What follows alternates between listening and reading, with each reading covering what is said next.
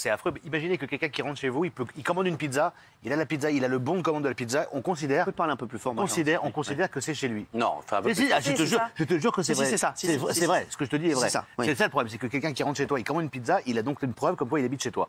Moi, franchement, j'ai vu plein de reportages, ce que vivent ces gens-là, c'est une catastrophe. Et en plus, non seulement ils vivent chez vous, mais en plus, ils massacrent l'endroit où ils sont. C'est-à-dire qu'ils cassent tout, ils pètent tout, c'est sale, c'est dégueulasse. Donc moi, si ça m'arrivait, je vous le dis franchement, je vais pas attendre ni 1 heure ni 2 heures, je vais les foutre dehors moi-même. Vraiment, je le ferai. Ah oui, quand j'y vais. Ah vraiment. Alors, c'est monsieur Maurice Signolet, d'ailleurs, qui est avec nous, ancien commissaire du Vignal. Il va vous dire ce que vous risquez aussi dans un instant. Gilles Verdez, c'est non. Jamais. Il faut faire confiance à la justice. Et il faut porter plainte.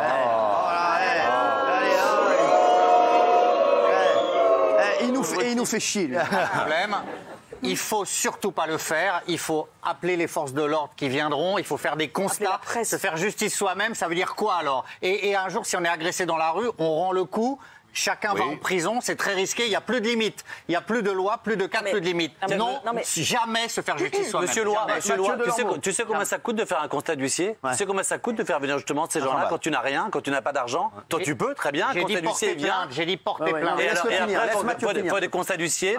Faut qu'ils viennent, il faut se loger en attendant quelque part, t'es pas remboursé. Très bien, tu gagnes 10 000 euros par mois, tu fais confiance à la justice. Donc vous virez les gens. Ah oui. Quand tu peux pas. Moi c'est drôle, j'ai un tout petit studio de 15 mètres carrés dans le premier arrondissement et il y a la serrure qui a été cassée. Et la police est venue, bon, ils n'ont rien trouvé dedans, il est vide. Et ils m'ont dit tout de suite, changez de serrure. Si quelqu'un rentre dans la nuit, c'est fini. Vous ne pouvez plus sortir, il est chez lui. J'ai halluciné. J'ai halluciné. Donc, j'ai venir quelqu'un dans la nuit, c'est pas le même prix. Le serrurier aussi dans la nuit, c'est pas le même prix que la journée. C'est hallucinant. Donc, je suis désolé, encore une fois, ça peut s'entendre quand on a plein d'appartements, quand on a de l'argent et tout ça. Mais des gens qui mettent tout leur crédit dans une maison et qui ont c'est le monde des bisounours. C'est horrible. Verdez, il gagne très bien sa vie. Il vit dans le monde des bisounours, Mais si. Mais ça n'a rien à voir avec l'argent. Ne dites pas ça, c'est pas vrai. Moi, je dis... Non, s'il vous plaît. Delphine. Mais Gilles, si les lois étaient bien faites, on les respecterait. Mais là, vous respectez pas les lois, vous. Mais Gilles, mais c'est une aberration. Tu travailles toute ta vie pour un truc, et après il y a des gens qui viennent, et en plus ils t'insultent.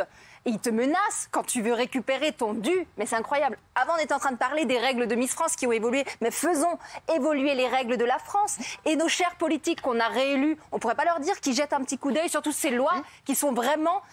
Scandaleuses. C'est le fruit d'une vie pour les Français d'être propriétaires. C'est le fruit d'une vie entière de travail. On va voir le témoignage dans un instant, si tu vas dire la même chose. C'est à l'autre droite.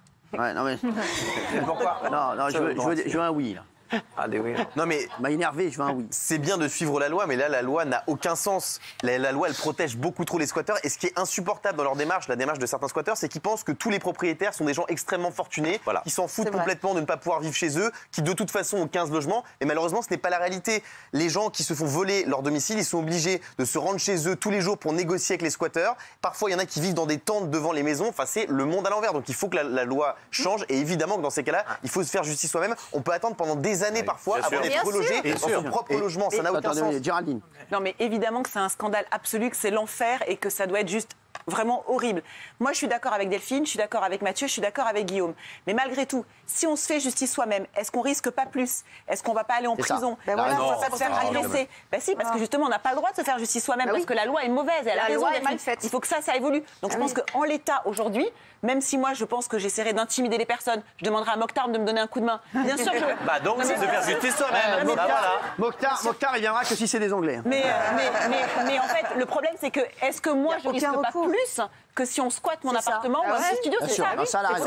Justement, on va demander à Maurice Signolet. Maurice, qu'est-ce qu'on risque ? Alors, l'expulsion par soi-même, c'est totalement illégal.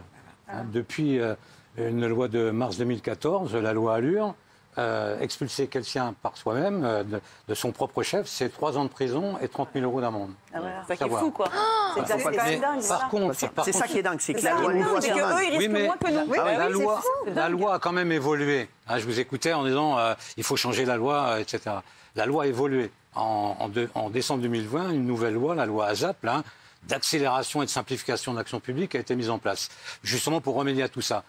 Méfions-nous de nous laisser emporter par l'émotion. Moi, j'ai fait quand j'étais encore en activité, en commissariat, il m'est arrivé de faire des expulsions comme ça. Il y a 2 cas de figure.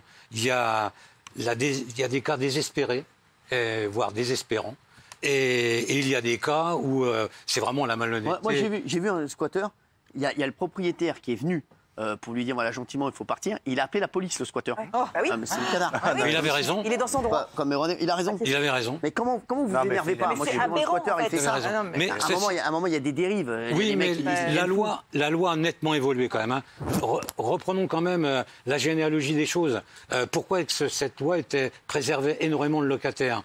Rappelons-nous de l'hiver 54 avec l'abbé Pierre qui a créé les Compagnons d'Emmaüs. À l'époque, les gens se retrouvaient dans une très grande précarité. Il y avait une crise du logement qui était terrible. Les gens travaillaient et dormaient dans la rue.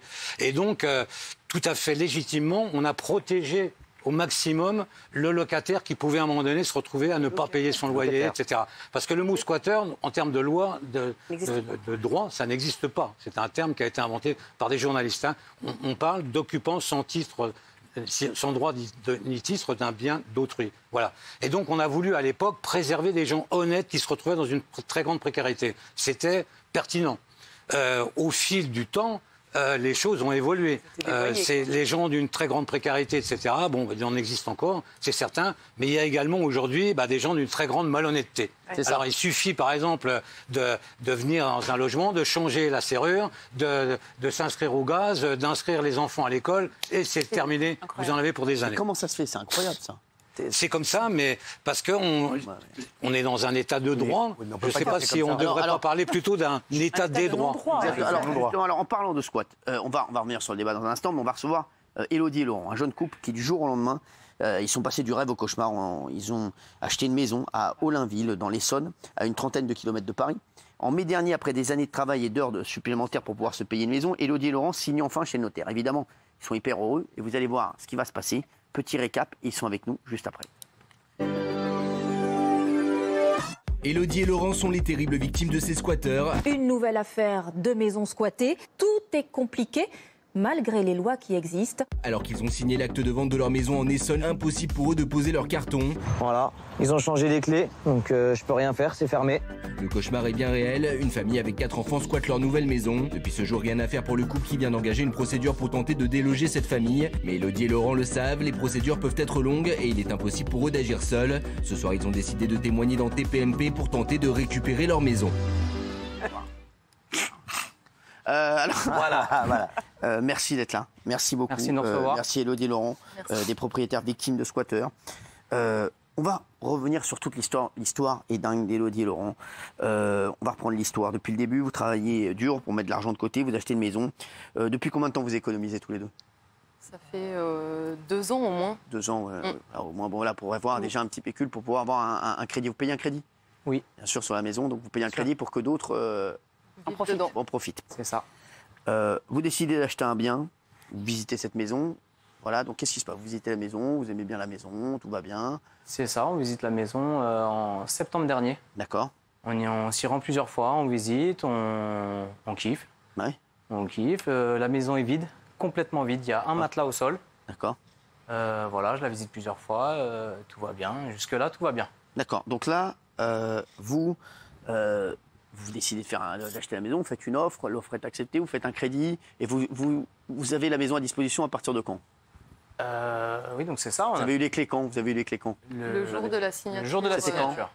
C'était quand? Le 19 mai. 19 mai, d'accord. Donc c'était dernièrement, il n'y a même pas un mois. Là, vous avez les clés, qu'est-ce qui se passe? Vous vous rendez dans la maison?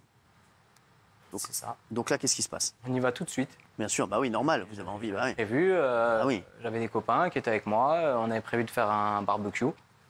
Pour fêter ça, on se rend là-bas et voilà, on trouve la maison comme ça, la voiture, les rideaux, un chien, des vélos, des patinettes.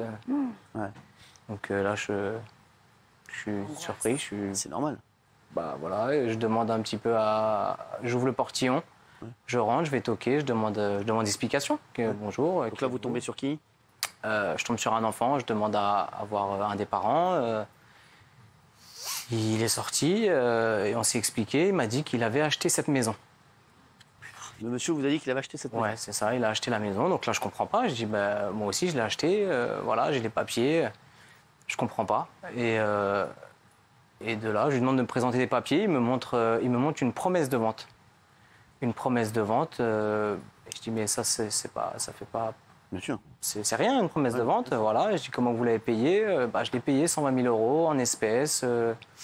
Je tombe par terre. Je lui dis, mais on n'achète pas une maison sur un coin de table. C'est pas comme ça que ça se passe. Il y a un acte de chez le notaire, il y a quelque chose. Et de là, je vois qu'il a pas tout ça. Ouais. Mais il me dit, appelle les gendarmes, ils sont au courant, c'est chez moi. Voilà. Donc, chose que j'ai fait, j'ai appelé les gendarmes. D'accord. Et ils m'ont confirmé que j'étais bien le propriétaire, mais que de là, il allait s'engager une longue procédure parce qu'il était finalement chez lui, là. Truc de fou. Oh là là. Donc, il est chez lui, c'était quoi? C'était une famille de quoi? Ils sont combien dans l'appartement? Là, ils sont 6. 6, donc ils sont 3 enfants et 4 enfants? 4 enfants. 4 enfants et 2 adultes, d'accord, plus le chien. Donc là, qu'est-ce que vous dites tous les deux? Vous dites, on est dans une histoire incroyable? Là, je dis oui, c'est incroyable là, ce qui se passe. Les gendarmes ont fini par nous dire gentiment de partir. D'accord. Ah oui, de partir de chez vous. Ah oui, de partir, il a fallu qu'on parte. Et la loi a évolué, monsieur? Non, mais c'est sous. Donc là, vous êtes là-bas, vous appelez les gendarmes, ils arrivent, vous dites non, mais c'est votre maison, oui, mais c'est lui qui doit habiter dedans parce que pour l'instant, donc qu'est-ce qui s'est passé? Ça faisait combien de temps qu'il était dans la maison? De ce qu'on sait, ça faisait combien de temps qu'il était là? Depuis novembre, il nous a dit. Novembre. Moi, la question que j'ai envie de vous poser, c'est quand vous avez visité la maison, vous l'avez visité combien de fois? 2 fois, 3 fois? 3 fois. 3 fois. Avec l'agent immobilier, il n'était pas au courant de ça? Non. Non, mais apparemment, la maison avait déjà été squattée. D'accord. Auparavant, elle a déjà été squattée, mais nous, quand on l'a visité, il y avait un matelas par terre. Il n'y avait pas de mobilier, il n'y avait pas de frigo, il n'y avait pas de télé, il n'y avait pas de caleçon, pas de chaussettes, il n'y avait rien. On sait qu'il y avait quelqu'un qui était installé. Oh, je dis, c'est peut-être des jeunes, de temps en temps, ils se posent là, je sais pas.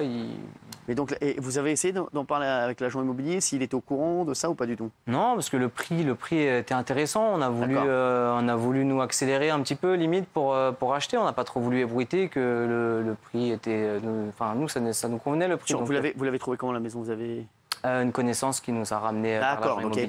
D'accord, qui vous a ramené l'agent immobilier. Mais voilà, donc c'est vrai que la maison était plus basse et était un prix beaucoup plus bas que ce qu'il y avait aux alentours, le même genre de maison. C'était vraiment une bonne affaire. C'était une bonne affaire. Donc, à mon avis, après, il y a beaucoup de travaux. Donc, ça restait une bonne affaire. Le propriétaire, à mon avis, l'ancien propriétaire, était au courant que la maison était squattée, ou qu'elle était souvent squattée, ou qu'elle était déjà squattée. Et il s'est dit, c'est tellement une galère, je vais la vendre et je vais la mettre à un prix beaucoup plus bas. Pour pouvoir trouver un acheteur assez vite. Et l'acheteur ça a été vous deux, Élodie et Laurent. Donc là, vous êtes avec la gendarmerie, vous repartez donc chez vous, vous faites quoi? J'ai fait mon barbecue. Ah ouais? Chez moi. Comme ça pour quoi? J'avais acheté la viande, je me suis fait un barbecue chez moi. Quand même, vous perdez pas le nord. Hein, non, barbecue quand même. Hein. C'est ça. Alors, on devait faire un barbecue, on fera un barbecue. Ça rien à foutre. Donc vous faites le barbecue, d'accord. Voilà, et quelques jours après, j'y retourne. Bien sûr. J'y retourne, je dis non, je peux pas. Vous y allez tout seul? Non, avec des copains. D'accord, ouais. Parce que toujours avec des copains. Voilà, j'ai dit, on va essayer d'intimider un petit peu, on va essayer de, je sais pas, discuter, d'essayer de faire quelque chose. Je pouvais pas rester comme ça. Bien sûr, ça rend fou. En fait, on a aussi voulu jouer des lois, essayer de nous rentrer.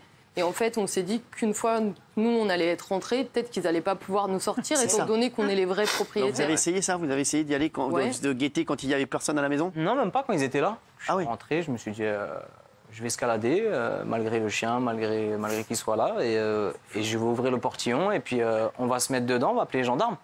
On va dire, comment on fait du coup là? Là, je suis propriétaire, apparemment il est chez lui aussi, vous allez virer qui là? Vous l'avez fait ça? On l'a fait. Alors? Ils nous ont viré nous. Non. C'est incroyable. C'est légal. C'est légal.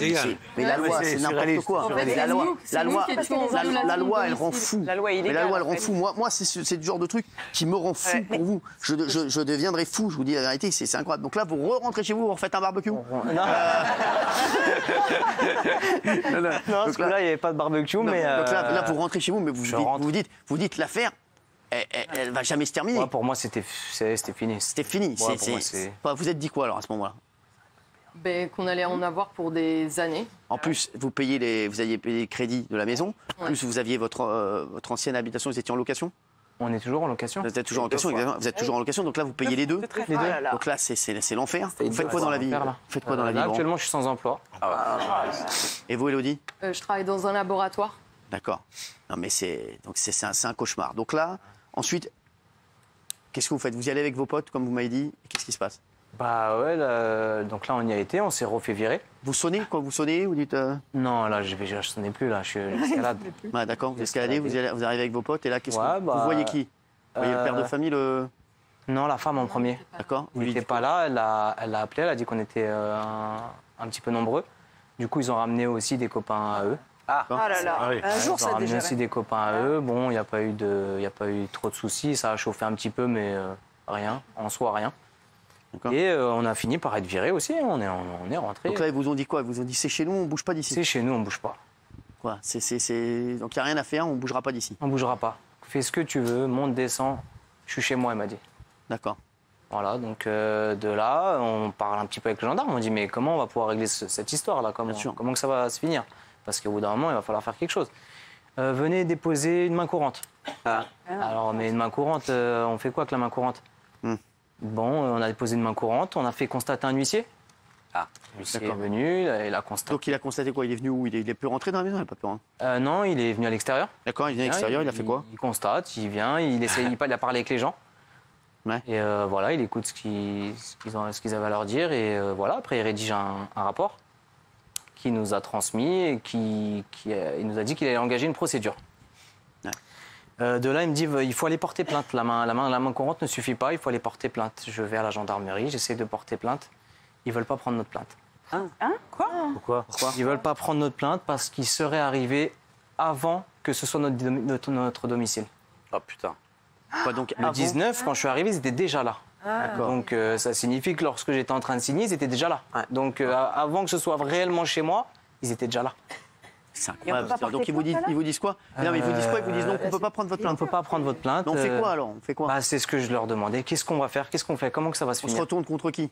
Voilà. Dans ce cas-là, il faut prendre un avocat et passer par le. Donc encore des frais d'avocat. Voilà. Ça veut dire que tu payes un loyer. Tu as des gars qui sont chez toi. Tu payes le loyer plus les traits de crédit, plus le crédit, plus l'avocat. C'est impossible. Plus, à la fin, il n'y a plus rien, quoi. À la fin, c'est toi qui te retrouves à la rue qui va les squatter, en fait. Non, mais c'est ça. Oui, mais c'est ça. Et donc là, ils vous disent d'aller voir un avocat. Vous avez fait quoi?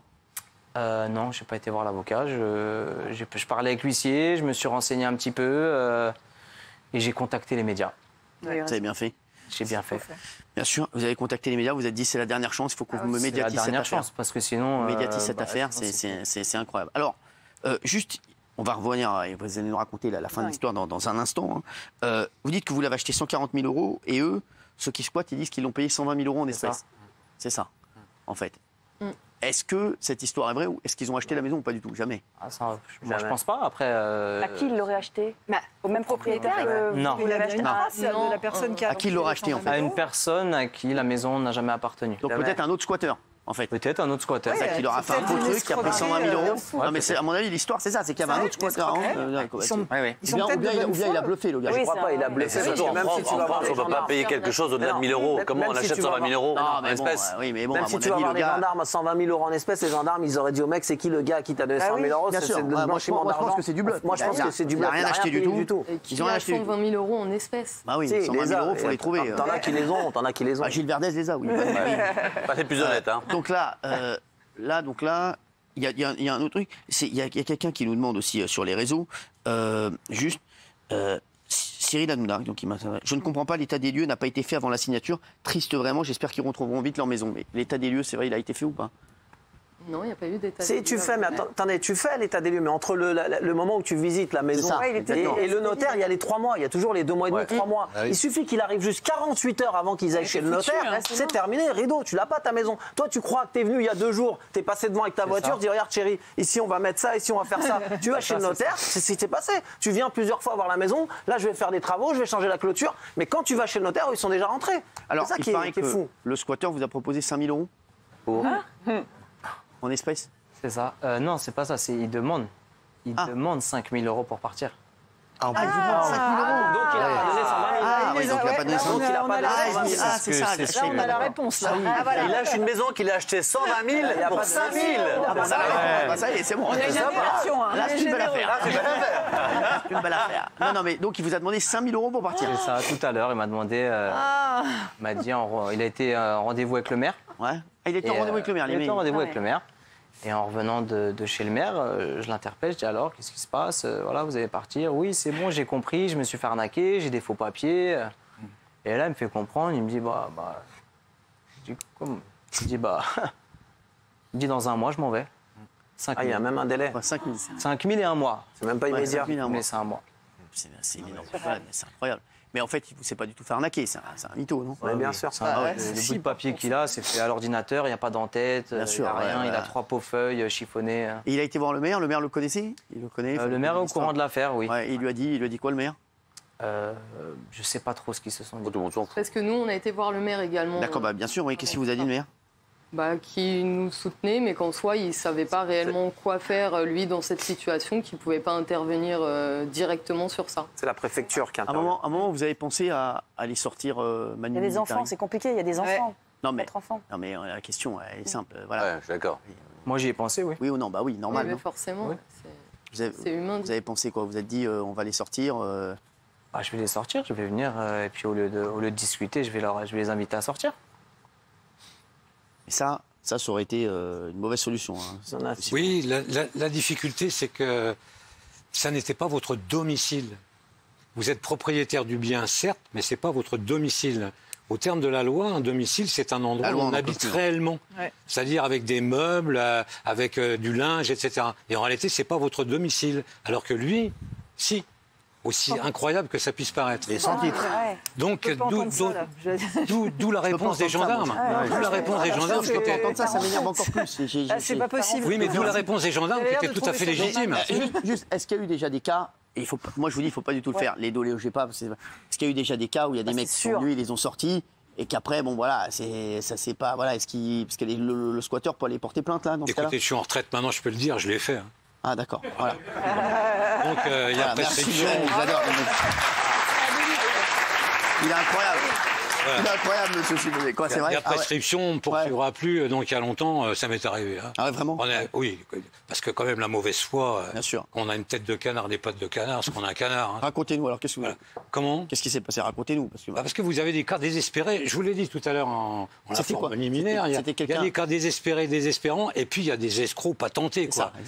Il y a des gens, ils vous sortent des faux bails. Un bail, vous le prenez dans une librairie, vous allez le prendre, vous le mettez ça à la main, vous dites c'est un gars, je l'ai payé en liquide, etc. Comme cette histoire, 120 000 €, ça tient pas la route, quoi. Donc il arrive un moment où derrière le policier, il y a aussi un cœur et une arme, et au bout d'un moment, on dit bon, il y en a marre des conneries, quoi. Ouais, voilà. Quand vous étiez hors service, vous avez fait ça? Ah non. En service. Ah ouais. Les endroits un peu particuliers, un peu chauds, mais vous voyez que la désespérance, elle est des deux côtés. Hein. Il faut savoir peser le pour et le contre. Et les choses passaient très bien. Hein. Quand on a de l'autorité et qu'on sait s'y prendre, ça passe. En tout cas, voilà.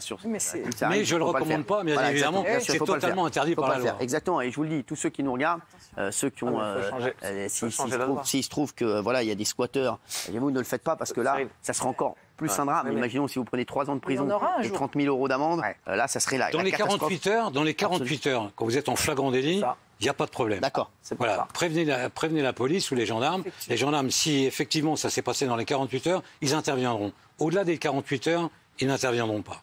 Mais après, ça peut durer un an. Il y a un an de liste d'attente. On va maintenant... on sait que l'affaire a avancé aujourd'hui. Donc là, c'était quand vous décidez de contacter les médias? Quand C'était quand C'était mardi de la semaine dernière. Vous contactez le Parisien, c'est ça? Le Parisien. Aujourd'hui en France, le Parisien, d'accord.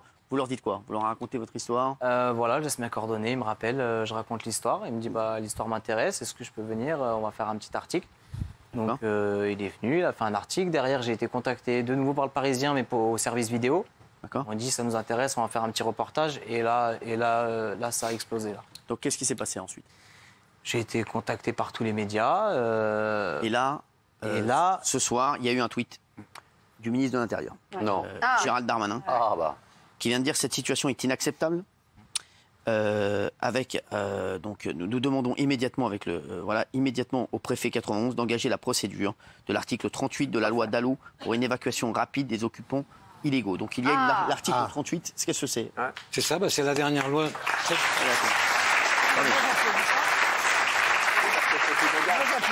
passer, tu peux applaudir parce que c'est la réquisition du préfet et le préfet a obligation d'intervenir immédiatement. Hein.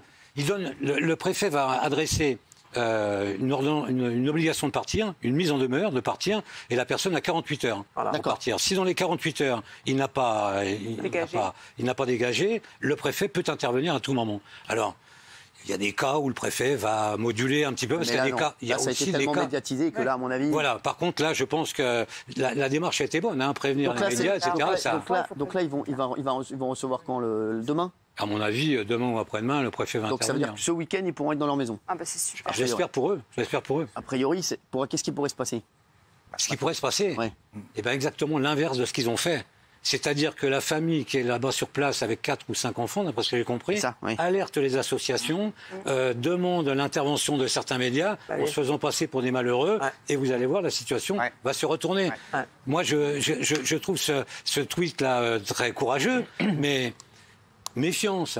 Il faut savoir qu'il y a des gens dont c'est, je veux dire, presque le métier de détourner tout ça.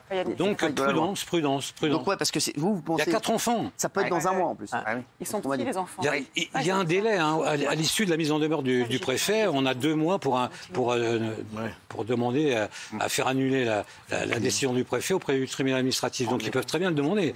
Mais ce que j'ai peur, c'est ça. On est dans un monde de tellement de mensonges, de manipulations, etc., qu'on peut très bien avoir demain une association qui vienne demain devant la maison s'enchaîner en disant vous ne les expulserez pas parce qu'il y a 4 enfants et un chien, je crois en plus. Donc voilà, je demande à voir. C'est complexe. Vous avez bien compris que c'est complexe parce que on joue sur les sentiments, sur l'émotion, etc. Mais ça peut aller dans les deux sens. Bien sûr. Si cet après-midi il y a une émission de télévision où on voit les 4 enfants dans la misère, sans culotte, etc. L'opinion change. Du tout. C'est intéressant. Donc je vous souhaite. Ce que vous dites, Maurice. Non, mais c'est vrai que c'est intéressant ce que dit Maurice. Mais c'est le vécu qui vous dit ça. Hein. Ah oui, là ils ont 48 heures. Est-ce qu'ils peuvent faire appel ou est-ce qu'ils peuvent ils peuvent faire appel. Donc voilà, ça veut dire que là c'est suspensif. Ouais. Donc là, faire appel auprès du tribunal administratif. Mais donc ça peut durer combien de temps après? Le préfet peut aller vite. Hein. D'accord. Dans un cas comme ça, le tribunal administratif va très vite rendre ses conclusions. Donc si les conclusions sont bonnes, imaginons le pire. Il faut 48 heures. Ils font appel. Et semaine prochaine, donc lundi, le préfet dit c'est bon, ils doivent partir.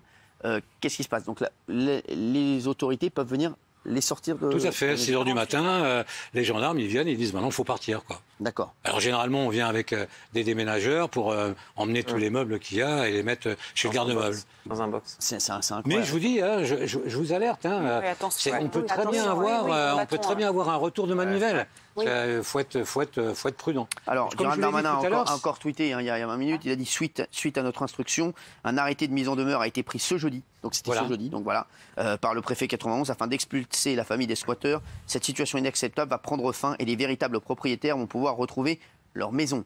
Donc là c'est 48 heures, donc si tout se passe bien, normalement, samedi, dimanche, lundi, vous êtes dans votre maison, assurément. Après, vous dites, ça peut rebondir.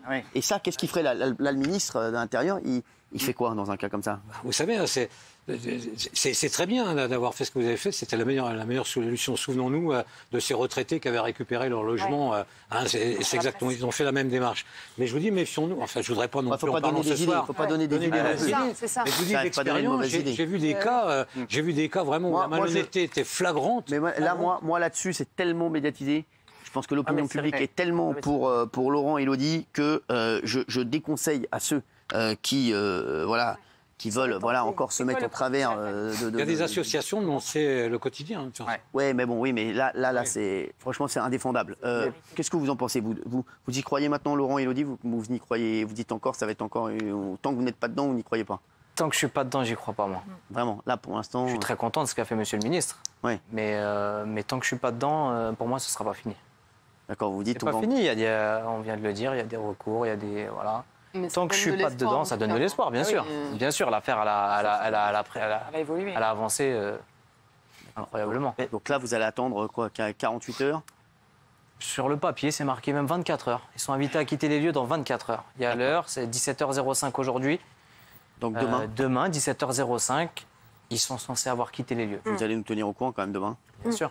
Donc là, demain, 17h05, vous êtes en train de faire 17h06, vous êtes en barbecue. Ah. Non, c'est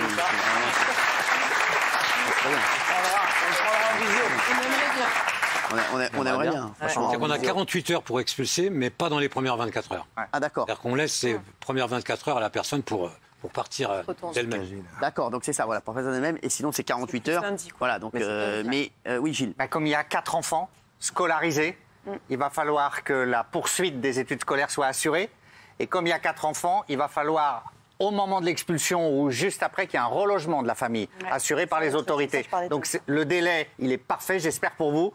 C'est pas tout à fait aussi simple que ça. Ça peut prendre un peu plus de temps. C'est incroyable, Delphine. Mais grâce au tweet de Darmanin et grâce à la médiatisation, j'espère vraiment pour vous que ce week-end, vous serez dans votre maison. Et moi, vous allez à un barbecue? Mais pourquoi pas? Si vous avez du végétarien, je viens. Mais moi, je pense juste en fait à toutes les personnes qui sont dans ce cas-là et qui n'ont pas eu l'opportunité de médiatiser. En fait. Donc il faudrait que Monsieur le ministre, en regardant ça, ne s'occupe pas uniquement du cas particulier. Il agit très vite. Il n'y a pas tous les cas qui lui remontent. Là, il agit très vite. Il agit super vite. Rien à dire.